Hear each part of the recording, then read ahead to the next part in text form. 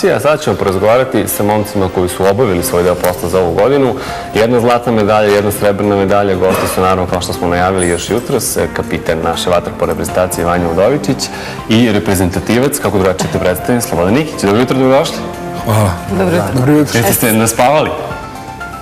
Ili koliko, 6 sati je razlika sa Pekingom, je li tako? Vama je sad već posle podne. Jeste, ali ja sam legao sinoć na vreme, mogu da kažem. Nama je vreme sa treninga, tako da smo sad aktivni. A danas nema treninga, danas odmarate. Narednih dana odmarate. Zaslužili smo malo odmora. To jeste. Jesi sigurno zaslužili? Pa ja mislim da jeste. Razgovarali smo juče na aerodromu kad ste doputovali i ja znam da vi uvek imate najviše ciljeve. Je vam bio, pitao sam te to juče, je vam vama veći problem bio što niste uzeli zlato nego što znate da ste jednostavno razmazali celu državu i da ako ne uzmete zlato ima dosta ljudi koji se ponašaju kao da ništa niste ni uradili? Dobro, oni srebro je uspeh. Bilo nam je krivo jer smo bili jako blizu i ta neprospavana noć posle tog finala i gde smo se svi okupili u sobi, gde smo tugovali zajedno. Stvarno je bilo teško jer pitanje je kada će opet ova generacija doći do momenta da igra finale opet i da osvoji svetsko prvenstvo. Bili smo stvarno blizu, nijanse su odlučivali, malo da smo više bili skoncentrisani. Mislim da smo mogli da i ovog puta da slavimo kao što smo u Rimu, znači da odbranimo svetski tron. Ali čekaj, srebro ipak nije, mislim, znam da nije zlato, ali niste 65. na svetu, nego ste drugi. Pa jeste, kad se tako gleda, onda može da se kaže da je srebro veliki uspeh, ali stvarno za nas lično kažem da bili smo tako blizu, igrali smo protiv Italijana koji po meni možda i nisu najjači bili protivnik za to finale, ali oni su pokazali da su jako spremna reprezentacija, da su najviše napredovali posljednjih 2 godine i kažem, nisu nezasluženo oni osvojili. Nama je, bukvalno su nijanse odlučivali, nama je jako malo fala. Gledamo sada kadrove juče kada ste doputovali u Beograd sa aerodroma i ste, Vanja, očekivali uopšte da se pojavi neko na aerodromu? Pa ja jesam. S obzirom na onu priču da smo razmaženi u suštini. Ne, ja jesam, ali meni je krivo zato što se potencira da smo izgubili zlato, a ne potencira se da smo osvojili srebro.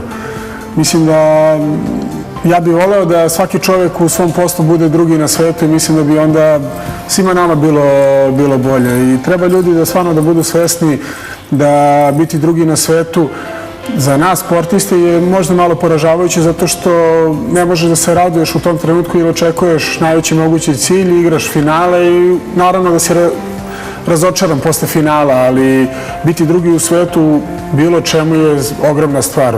Ja bih sad i čestito i nađi na 6. mestu jer smatram da je 6. mesto ravno medalju, pogotovo u plivanju, jer biti 6. na svetu u bilo čemu je stvarno ogromna stvar, a isto tako posle... Pogotovo u bazičnom sportu kao što je plivanje. Naravno. Čak ima veliki pritisak isto i on se trudi. Ali dobro, ja ne verujem da neko, mislim, je tu, ne znam, razočaran što ste vi drugi. Jesu očekivali, ali... Da. Dobro, mi uvijek žalimo za propuštenim šansama.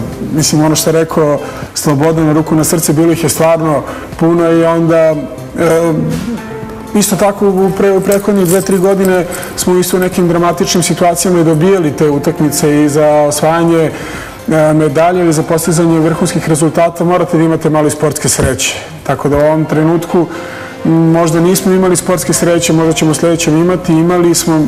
To je tako normalno, samo što je nama ostaje stvarno žal što je malo toliko falilo, a nismo uspjeli, onda mi možemo da budemo razočarani, a čak sad već posle 2-3 dana ne bi ni smeli više, a mislim da svi ostali bi trebali da budete kako srećni jer je Srbija druga u svetu vaterpola. Vi ste imali jako napornu sezonu, vi ste praktično, kad je krenula ova godina, osnovni cilj je bio plasman olimpijske igre, vi ste to završili u Svetskoj ligi.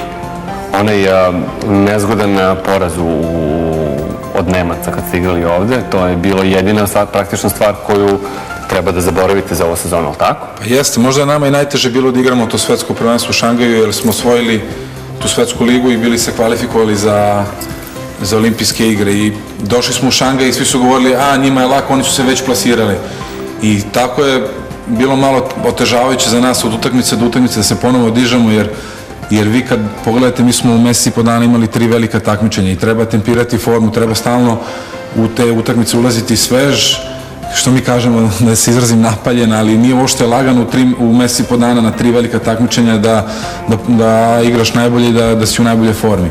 I tako smo se mi dizali, kažem, to protiv polufinala, možda smo malo imali sreće, a u finalu ga nismo imali.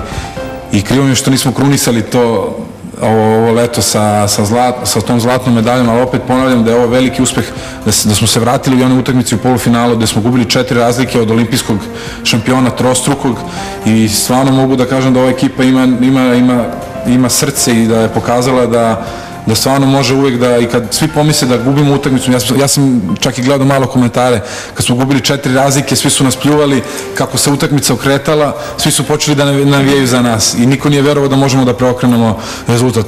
Tako nam se malo vratio bumerang u tim produžecima u finalu protiv Italijana, ali sve u svemu jedna uspešna letnja sezona i možemo da budemo zadovoljni, definitivno. Ja sam nekim na stranim forumima gledao komentare u vezi sa polufinalnom utakmicom sa Mađarima. Mnogi su ubeđeni da je to ubedljivo najuzbudljivija i najbolja utakmica ikada u istoriji vaterpola. Kako posle takve utakmice psihološki da se opustite i da uđete ponovo od nule praktično, budete kao da se ništa nije desilo posle 2 dana da igrate finale, je li to uopšte moguće? Ili možda ima to malo nekog? Pa jako je teško uopšte vratiti se posle stresnih utakmica u kratkom vremenskom periodu da odigrate na vrhunskom nivou i zato služe ta velika takmičenja, zato nosi toliko odgovornost i zato je neizvesnost i tenzija uvek prisutna. Mislim da nas je iscrpelo fizički ta 3 takmičenja koje smo imali u mesec i po dana i onda kad dođete do, ne mogu kažem fizičke slabosti, ali do jedne iscrpljenosti, onda krenete da vučete emotivnu snagu, motivaciju koja vas diže iz utakmicu u utakmicu i preko motivacije nadomestite fizički umor. Onda se desila polufinale gde ja mislim da smo se, što je bilo i normalno, više ispraznili nego što je trebalo emotivno i da si izgubio ono što ti je bilo potrebno za finale, jer bilo je vidljivo da u nekim trenucima fizički nismo mogli da pariramo protivniku, što, opet da kažem, zato to je veliko takmičenje. 3 takmičenja u mesec i po dana jako je teško tempirati, ali meni je kao učesniku te jedne utakmice polufinala jako drago da smo uspeli da dobijemo tu utakmicu, da smo prevazišli mnoge dečije bolesti koje smo ranije imali, oscilacije koje su bile uvek prisutne kod nas u igri, da smo uspeli da gotovo iz jedne izgubljene utakmice da dobijemo. I mislim da je to odlika velikih ekipa i stabilnih ličnosti, jer smatram da drugačije ne bi mogli da se izdignemo iznad toga. I sigurno da ta jedna takva utakmica će ostati upamćena i u sportskim analima i u istoriji, jer to je ravno, ne znam sa kojim drugim sportom da merim takav preokret, jer to je stvarno u vaterpolu, pogotovo kad imate 1/4 da stignete 3-4 razlike, to je stvarno na tom nivou neverovatno.